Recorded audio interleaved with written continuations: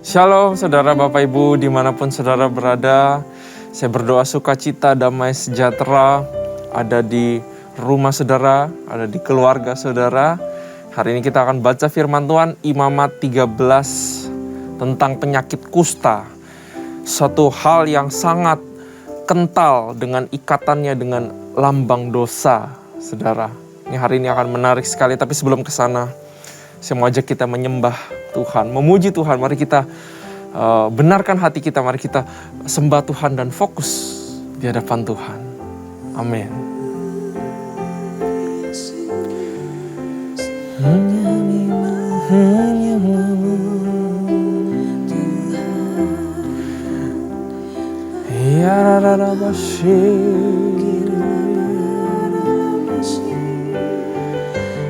We worship you, oh Lord, yang baik Tuhan, ada basyir.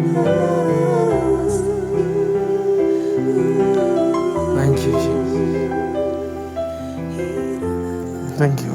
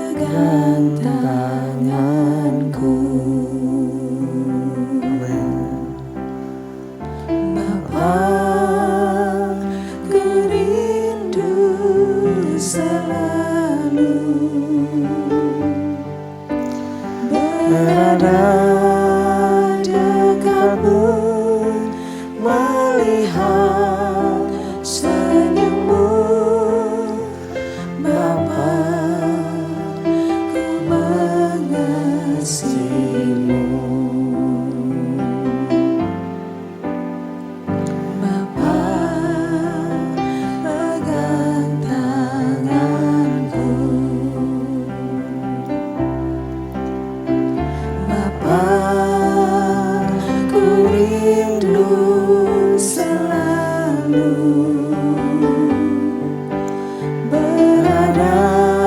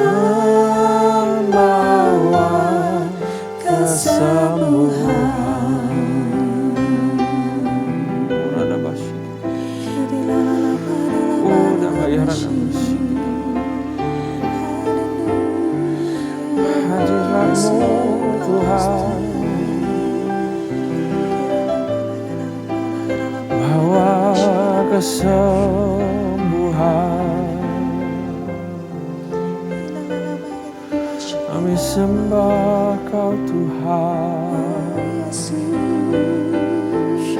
Kami perlu hadirat-Mu Bapa.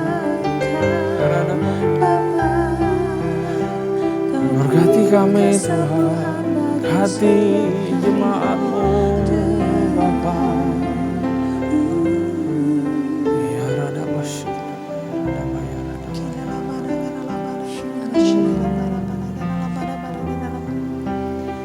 Sedang ajaib karya-Mu. Amin. Adil dan benarlah jalan-Mu, Raja segala bangsa yang maha kuasa, mulia nama-Mu. Besar dan ajaiblah karya-Mu, adil dan benarlah jalan-Mu, Raja segala bangsa yang maha kuasa, mulia nama-Mu.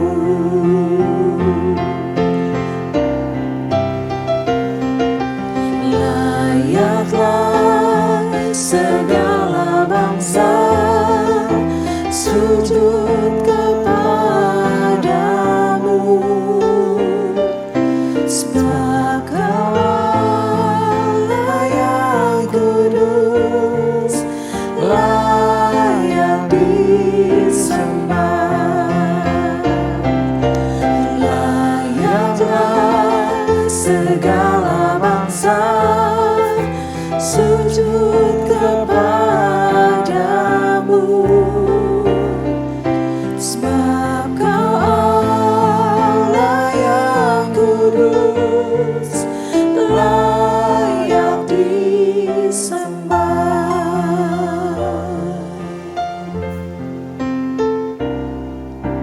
Besar dan ajaiblah karya-Mu, adil dan benarlah jalan-Mu, Raja segala bangsa yang maha kuasa, mulia nama-Mu. Layaklah segala bangsa sujud kepadamu, sebab Kau Allah yang kudus, layak disembah. Layaklah segala bangsa sujud kepadamu, sebab Kau Allah yang kudus, layak disembah.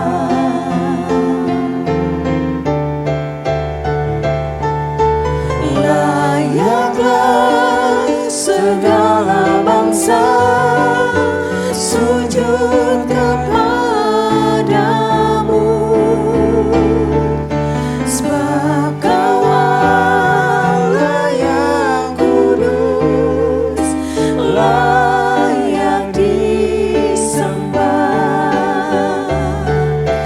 Layaklah segala bangsa sujud kepadamu, sebab Kau Allah yang kudus, layak disembah. Layak disembah. Layak disembah.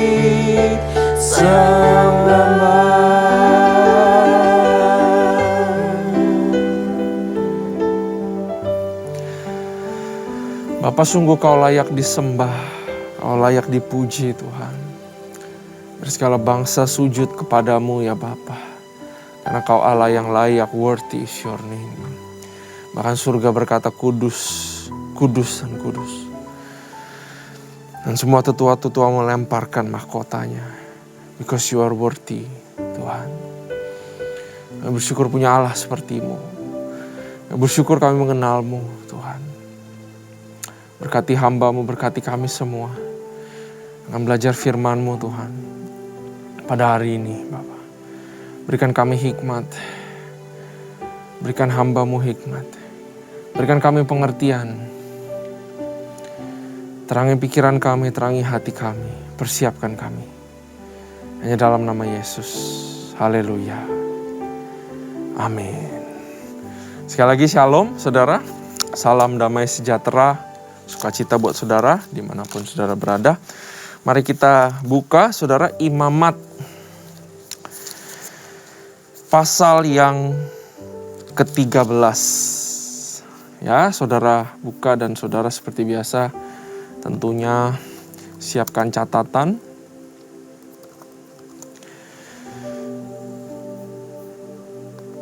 Nah, saudara, sebelum baca firman Tuhan, saya mau ingatkan bahwa baca firman Tuhan harus punya kesediaan melakukan firman-Nya sebelum kita baca firman-Nya. Itu yang penting ya, saudara. Bapak, kami bersedia, kami siap untuk melakukan firman-Mu. Sebelum kami tahu firman ini akan bicara apa kepada hidup kami. Biar apapun yang disingkapkan, apapun yang ditegur, boleh kami lakukan, Tuhan. Kami percaya ini untuk kebaikan kami. Thank you, Jesus. Nah, saudara, Imamat, suatu Alkitab yang sering disalahpahami. Kenapa Alkitab ini harus, pasal ini atau cerita ini harus ada? Tapi saya percaya segala sesuatu yang dituliskan oleh ilham Roh Kudus pasti adalah untuk kebaikan dan bukan untuk kesia-siaan. Kita aja manusia kalau mau melakukan sesuatu gak mau buang-buang waktu, gak mau melakukan hal yang sia-sia, benar gak? Percuma ngapain ngelakuin ini, kita aja gak mau lakuin itu. Apalagi Tuhan ya, saudara. Itu adalah sikap hati, sikap pikiran yang benar waktu kita baca firman Tuhan. Dari Imamat 11 sampai nanti 15 itu tentang najis atau tidak najis, tentang clean or unclean. Pasal 11 tentang binatang. Pasal 12 yang kemarin itu adalah tentang melahirkan anak laki-laki dan juga anak perempuan. Dan kali ini tentang penyakit kusta atau lepra, ya, bahasa Inggrisnya adalah leprosy. Saudara, ini adalah satu penyakit yang ada di ancient times, zaman dahulu sekali. Sekarang udah sangat sedikit lagi penyakit lepra ini. Saya cari di internet bahwa seluruh dunia cuma tercatat sekitar kurang lebih 200.000. Tapi ini tidak meniadakan bahwa ini adalah penyakit yang sangat mematikan. Ya, saudara. Pada zaman dahulu ini sangat mematikan sekali, di mana medical atau kedokteran belum seperti sekarang. Nah, yang mematikan ini ada maknanya kenapa Tuhan banyak menyebut atau banyak bersinggungan dengan penyakit lepra atau leprosi ini. Ada sebabnya, saudara. Ya. Nah, karena itu saya mau ajak kita semua baca sama-sama, saudara, Imamat 13. Ayatnya agak sedikit panjang, saudara, tapi mari kita baca, mari kita hormati firman Tuhan pelan-pelan. Kita baca sama-sama, saudara. Penyakit kusta, pasal 13 ayat 1. Tuhan berfirman kepada Musa dan Harun, apabila pada kulit badan seseorang ada bengkak atau bintil-bintil atau panau, yang mungkin menjadi penyakit kusta pada kulitnya, ia harus dibawa kepada Imam Harun.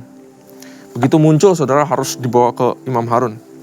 Atau kepada salah seorang dari anak-anaknya, imam-imam itu, kepada imam-iman, orang-orang Lewi. Aneh ya, saudara ya, bukan ke dokter tapi ke imam.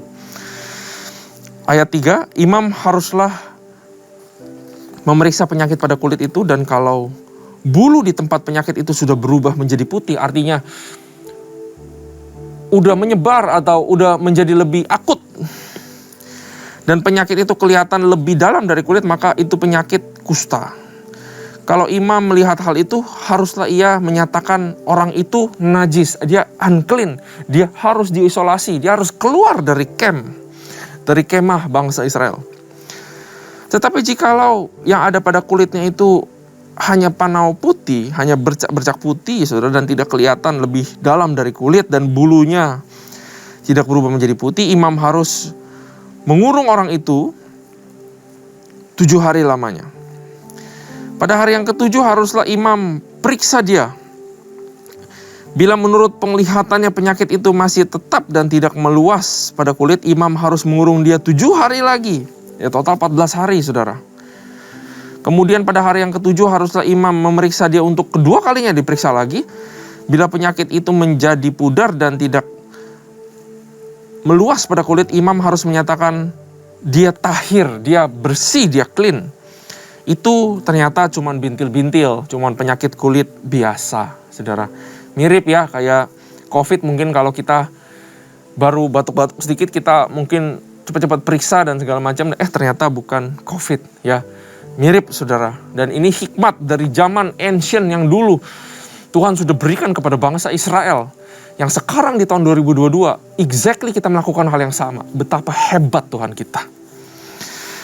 Orang itu harus mencuci pakaiannya dan ia menjadi tahir. Nah, ayat 7, tetapi jikalau bintil-bintil itu memang meluas pada kulit, sesudah ia minta diperiksa oleh imam untuk dinyatakan tahir, haruslah ia minta diperiksa untuk kedua kalinya.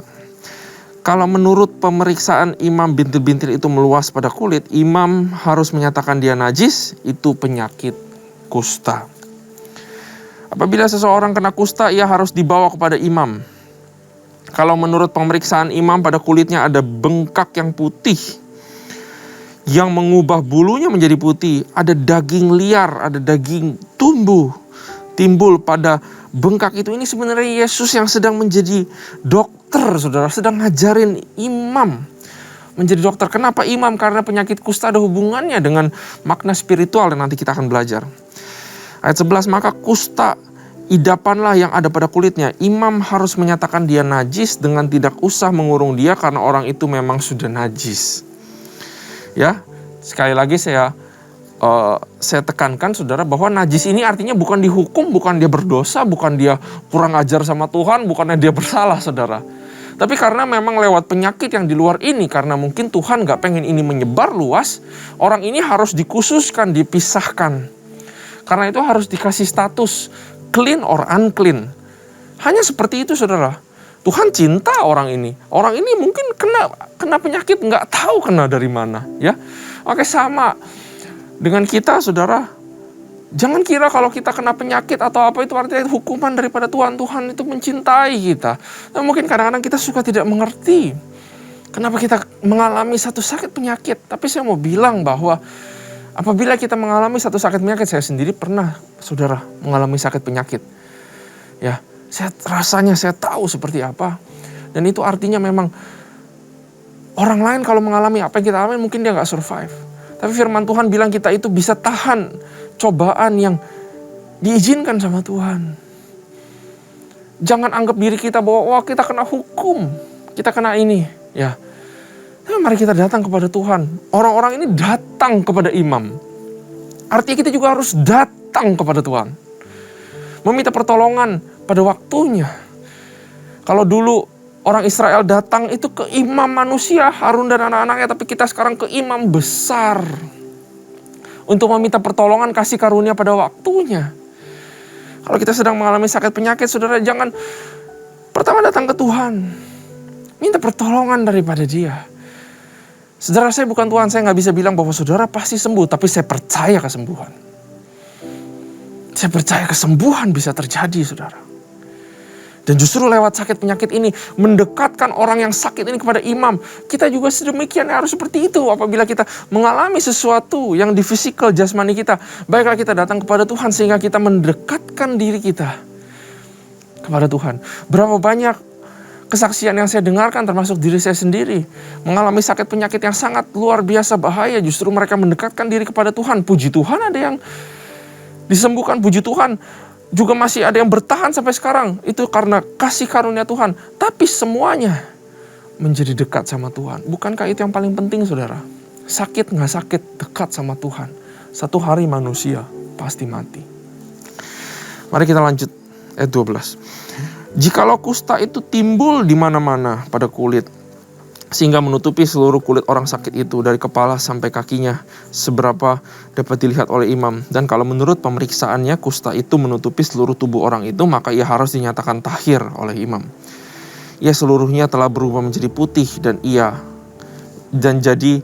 jadi ia tahir. Tetapi pada waktu ada tampak daging liarnya padanya, najislah dia. Kalau daging liar itu dilihat oleh imam, ia harus menyatakan orang itu najis, karena daging liar itu najis, dan itu penyakit kusta. Atau apabila daging liar itu susut dan berubah menjadi putih, haruslah orang itu datang kepada imam. Kalau menurut pemeriksaan penyakit itu telah berubah menjadi putih, haruslah imam menyatakan orang itu tahir, memang ia tahir.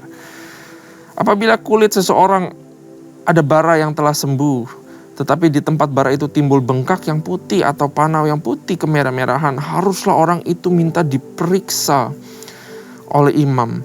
Kalau menurut pemeriksaannya panau itu kelihatan lebih dalam daripada kulit dan bulunya yang telah berubah menjadi putih, maka imam harus menyatakan orang itu najis, karena penyakit kusta lah yang timbul di dalam bara itu. Tetapi jikalau panau itu diperiksa oleh imam dan ternyata tidak ada bulu yang putih padanya, dan tidak lebih dalam daripada kulit, malahan pudar, imam harus mengurung orang itu 7 hari lamanya. Aduh, saya nggak tahan ngomong ini, saudara. Roh Kudus bilang ke saya bahwa Tuhan sedang ngebacain kepada umat Israel, kepada Musa, satu kitab kedokteran yang saat itu mungkin belum pernah ada. Saudara, saya mau bilang kepada saudara yang mungkin sedang mengalami sakit penyakit. Ini saya nggak rencanakan ngomong ini, saudara. Atau saudara ada keluarga teman yang sedang mengalami sakit. Saya mau bilang kepada saudara yang mengalami sakit, Tuhan itu dokter yang ajaib. Saya baru baca sampai 21 aja Roh Kudus bilang bahwa, Randy lihat, ini orang manusia nggak tahu tentang penyakit ini. Nggak tahu tentang pengobatan-pengobatannya, nggak tahu tentang simptom-simptomnya. Kita baru di simptom-simptomnya loh, saudara. Tapi Tuhan tahu semuanya. Dia sedang menuliskan kitab kedokteran kepada bangsa Israel. Tuhan dokter yang ajaib.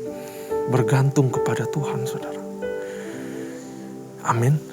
Kita lanjut ayat 22. Dan jikalau panau itu memang meluas pada kulit, imam harus menyatakan dia najis, itu penyakit kusta. Tetapi jikalau panau itu masih tetap dan tidak meluas, maka itu bekas bara dan imam harus menyatakan orang itu tahir. Atau apabila pada kulit seseorang ada lecur karena api dan daging liar yang timbul pada lecur itu menjadi panau yang putih kemerah-merahan atau putih, maka imam harus memeriksa panau itu. Bila ternyata bulu daripada panau itu berubah menjadi putih dan panau itu kelihatan lebih dalam daripada kulit, maka yang timbul di dalam lecur itu adalah penyakit kusta. Dan imam harus menyatakan kepada orang itu najis, itu penyakit kusta. Tetapi jikalau menurut pemeriksaannya tidak ada panau itu bulu yang putih dan panau itu tidak lebih dalam daripada kulit, malahan pudar, imam harus mengurung orang itu 7 hari lamanya. Pada hari yang ke-7, imam harus memeriksa lagi dia. Jikalau panau itu memang meluas pada kulit, maka haruslah imam menyatakan dia najis, itu penyakit kusta. Tetapi jikalau panau itu masih tetap dan tidak meluas pada kulit, malahan pudar, maka itu bengkak lecur dan imam harus menyatakan dia tahir, sebab itu bekas lecur. Apabila seorang laki-laki atau perempuan mendapat penyakit pada kepala atau janggut, imam harus memeriksa penyakit itu.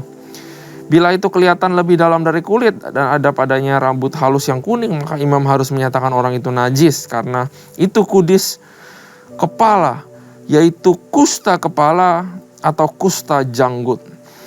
Dan apabila menurut pemeriksaannya penyakit kudis itu tidak kelihatan lebih dalam dari kulit dan tidak ada padanya rambut yang hitam, maka imam harus mengurung orang yang kena penyakit kudis itu 7 hari lamanya. Pada hari yang ke-7 imam harus memeriksa penyakit itu. Bila ternyata kudis itu tidak meluas dan tidak ada rambut yang kuning padanya, dan kudis itu tidak kelihatan lebih dalam dari kulit, maka orang itu harus bercukur. Hanya tempat kudis itu tidak boleh dicukur. Lalu imam harus mengurung orang yang kena kudis itu, dan kedua kalinya 7 hari lagi. Kemudian pada hari yang ke-7 imam harus memeriksa lagi kudis itu. Bila ternyata kudis itu tidak meluas pada kulit dan tidak kelihatan lebih dalam dari kulit, maka imam harus menyatakan orang itu tahir. Dan ia harus menyuci pakaiannya dan ia menjadi tahir. Tetapi jikalau kudis itu memang meluas pada kulit sesudah ia dinyatakan tahir, dan menurut pemeriksaan imam kudis itu meluas pada kulit, maka imam tidak usah lagi mencari rambut yang kuning, memang orang itu najis. Ayat 37, tetapi jikalau menurut penglihatan imam kudis itu masih tetap, dan ada rambut hitam tumbuh daripada kudis itu, maka kudis itu sudah sembuh. Dan orang itu tahir, dan imam harus menyatakan dia tahir. Saudara, stop dulu di ayat 37. Saya baca ini semua, saudara. Saya di rumah udah baca berkali-kali ya. Sekarang saya juga baca sekali lagi, saudara. Saya sebagai manusia, saya pertanyakan kenapa ini banyak banget peraturan-peraturan aneh seperti ini yang dibuatkan Tuhan. Ya, tapi memang peraturan ya peraturan. Liturgi ya liturgi. Cara ya cara. Tuhan sedang membangun sebuah bangsa, Tuhan sedang membangun sebuah gereja, Tuhan sedang menetapkan yang namanya peraturan-peraturan. Tapi barusan Roh Kudus bicara kepada saya bahwa imam itu kalau di sekarang, itu bayangkan seperti full timer di gereja, saudara. Dan saya mau beritahu bahwa kalau lihat baru sampai ayat 37 aja, ini pekerjaan imam ini banyak sekali.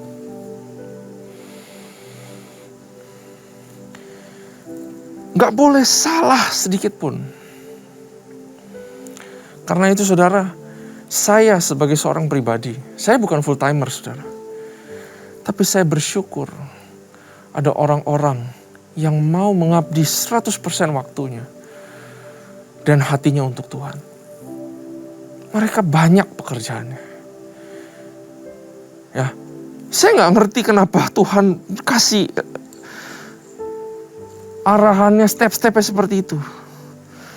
Tapi yang saya dapat barusan adalah kita harus bersyukur bahwa hari Minggu besok ada kebaktian. Bahwa saudara bisa nonton video ini karena ada orang-orang yang bekerja sedemikian rupa di belakang panggung. Dan kita harus bersyukur. Kita harus bersyukur ada gembala kita. Ada gembala Komsel, ada PLT, ada Wagem. Banyak sekali saudara. Pakai Tuhan untuk kebaikan kita. Amin ya saudara, kita amini, kita hargai orang-orang yang selama ini melayani kita. Ayat 38. Apabila pada kulit seorang laki-laki atau perempuan ada panau-panau, yakni panau-panau yang putih, imam harus melakukan pemeriksaan. Bila ternyata pada kulitnya ada panau-panau pudar dan putih, maka hanya kuraplah yang timbul pada kulitnya dan orang itu tahir. Sampai sini Tuhan udah kasih tahu berbagai macam beberapa penyakit saudara. Ada kusta, ada kurap, ada kudis, ada ini, ada itu saudara. Berapa banyak yang dibutuhkan medis untuk mengidentifikasi itu apa. Tapi Tuhan, sumber segala pengetahuan dan hikmat. Saudara mau ragu sama Tuhan, saudara yang rugi sendiri. Ayat 40, apabila rambut kepala seorang laki-laki meluruh dan ia hanya menjadi botak, ia tahir. Kalau rambutnya meluruh pada sebelah mukanya dan ia menjadi botak sebelah depan, ia tahir. Tetapi apabila pada kepala yang botak itu sebelah atas atau sebelah depan ada penyakit putih kemerah-merahan, maka penyakit kusta yang timbul pada bagian kepala yang botak itu. Lalu imam harus memeriksa dia. Bila ternyata bahwa bengkak pada bagian kepala yang botak itu putih kemerah-merahan dan kelihatan seperti kusta pada kulit, maka orang itu sakit kusta dan ia najis. Dan imam harus menyatakan dia najis karena penyakit yang di kepalanya itu. Orang yang sakit kusta harus berpakaian yang cabik-cabik, rambutnya terurai, dan lagi harus menutupi mukanya sambil berseru-seru, najis, najis. Selama ia kena penyakit itu, ia tetap najis. Memang ia najis, ia harus tinggal terasing di luar perkemahan. Itulah tempat kediamannya.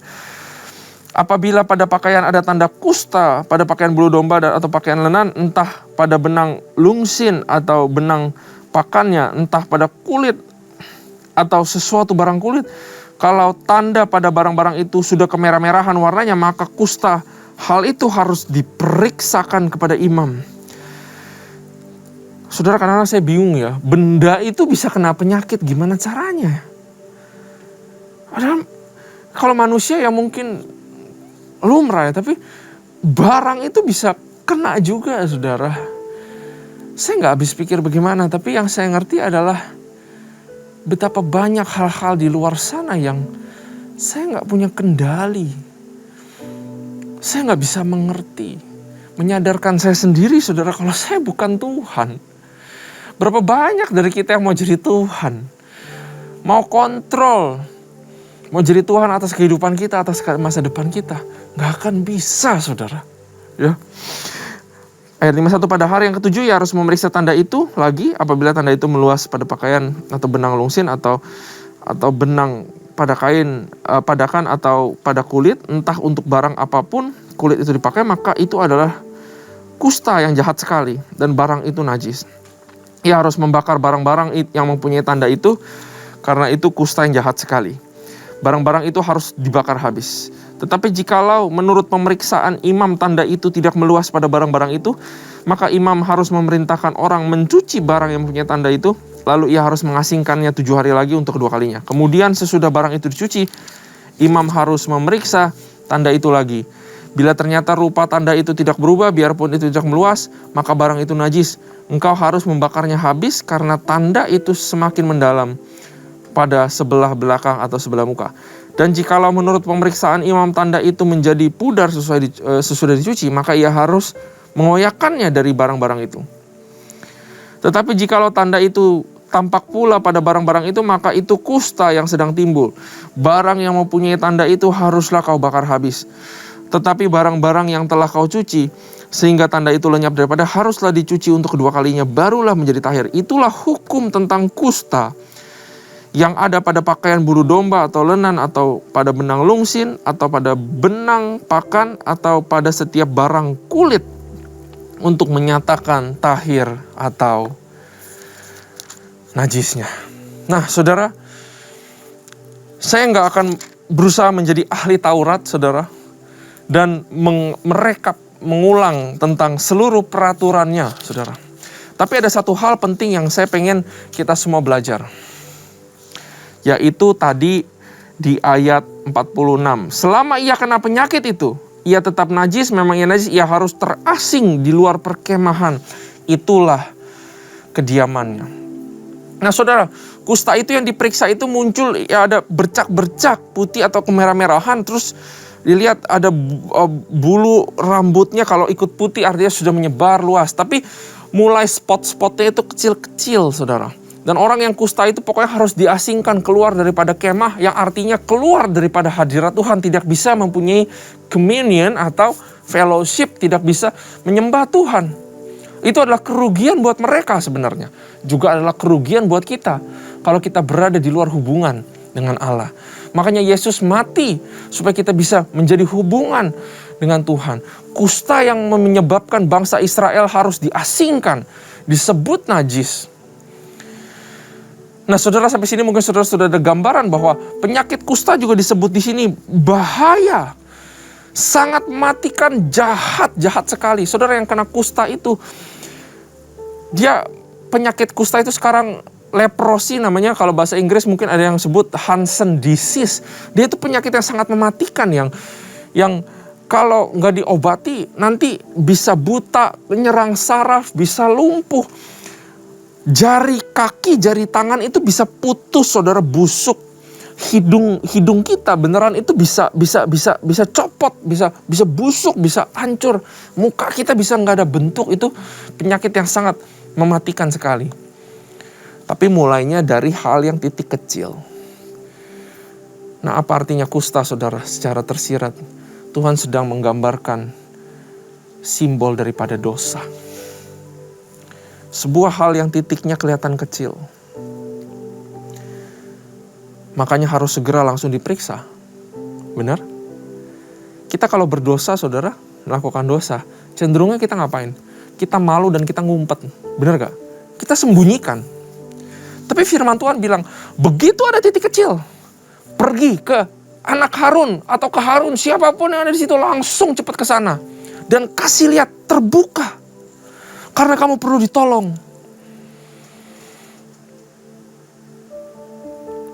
Saudara, kalau kita melakukan salah, janganlah kita malu untuk terbuka sama orang. Justru kita harus datang kepada seseorang yang lebih senior, rohani daripada kita, dan kita cerita bahwa kita melakukan kesalahan. Kita tidak dipandang hina. Tadi saya bilang bahwa clean, unclean bukan artinya saudara najis, saudara artinya buruk. Tapi saudara harus sadar bahwa dosa, perbuatan salah yang dibiarkan, itu lama-lama akan menjadi besar dan akhirnya akan memakan kita. Dan selama-lamanya kita tidak bisa berada dalam komunian Tuhan, kita akan masuk neraka, kita nggak bisa ke sorga, saudara. Perbuatan dosa menggambarkan suatu penyakit leprosi di sini, yang tanpa sebab, tanpa angin, tanpa hujan bisa aja datang, dan tanpa angin, tanpa hujan bisa aja kita jatuh di dalam perbuatan dosa. Dosa sudah dikalahkan sama Tuhan, tapi perbuatannya tetap harus bersih daripada kehidupan kita, saudara. Orang-orang ini gak salah. Kok saya bisa kena kusta? Gak salah. Cuman ada arti tersirat bahwa kita gak pernah kontrol segala sesuatu dalam kehidupan kita. Benar, saudara? Tidak pernah ada satupun yang ada di kontrol saudara. Baik itu harta, baik itu masa depan, baik itu kesehatan. Tuhanlah yang pegang kontrol semuanya. Semua imamat, kalau saudara baca, semua adalah untuk kebaikan kita. Semua adalah untuk berkat kita. Lewat imamat 13 ini, saudara, marilah kita evaluasi, health check, life check, ya, mengecek kehidupan kita. Apakah kita masih tenggelam atau tidak bisa keluar daripada dosa? Kita harus minta dan cari pertolongan. Karena dosa itu seperti lepra yang akan memakan habis tubuh kita sampai kita mati, saudara. Bapa, kami belajar firman-Mu pada hari ini tentang dosa, tentang leprosi, tentang bagaimana Kau mengasihi kami, tentang bagaimana Kau menghargai imam-imam-Mu, baik itu imam keluarga yang ada di keluarga, baik itu imam-imam-Mu, para pengerja-Mu, para pelayan-Mu yang ada di gereja, Kau menghargai mereka. Kami belajar itu semua pada hari ini. Dan kami bersyukur buat hikmat ini. Terima kasih Tuhan. Kami excited untuk belajar yang selanjutnya, Tuhan. Hanya di dalam nama Tuhan Yesus. Kami berdoa haleluya. Amin. Tuhan Yesus memberkati kita semua.